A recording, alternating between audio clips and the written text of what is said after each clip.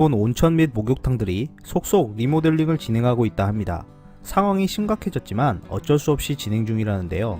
리모델링하는 세 가지 이유와 다시 부각되고 있는 일본 온천 전문가의 충격 발언에 대해 알아보았습니다. 한일 간의 분쟁이 발생하기 전 많은 분들이 일본 온천 여행을 다녀왔습니다. 건강에 좋다, 유익한 성분이 많다, 몸이 개운해진다 등 좋은 반응을 보이며 온천 여행을 즐겁게 다녀오신 분들이 많았습니다. 하지만 7월 이후 한국인 관광객이 급감하자 일본 온천업계도 생존을 위한 몸부림을 하고 있습니다. 그 전까지는 알아서 한국인들이 와줬기 때문에 급하게 시설 투자를 할 필요도 없었고 안정적인 사업으로 대를 이어갈 것이라 여겼습니다. 최근 일본 온천 및 목욕탕들이 속속 리모델링을 진행하고 있는데 이를 두고 지금 할 수밖에 없는 심각한 상황이라 언급하고 있습니다. 여기에는 세 가지 이유가 있었는데요. 가장 큰 영향을 끼친 것은 10월에 있을 소비세 인상을 들었습니다. 시간을 두고 여유롭게 리뉴얼을 진행하려 했던 곳들도 10월 전에 탄산 실키탕을 갖춘 곳으로 개조를 하고 있는 모습입니다. 두 번째 이유로는 도쿄올림픽 특수를 꼽았습니다.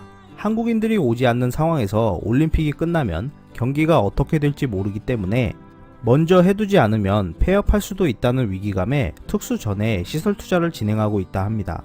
세 번째 이유로는 지금 리모델링을 해서 올림픽 특수를 활용해 해외 고객도 만들며 사업이 자리를 잡아야 하는데 만약 그렇지 못하면 수익률이 좋지 않아 후계자가 사업에 대를 이으려 하지 않을 것이라는 겁니다.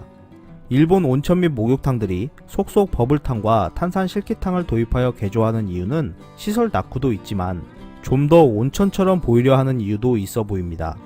여기서 일본 온천 전문가 고노리 다케노리 씨의 충격 발언을 다시 한번 언급하지 않을 수 없는데요.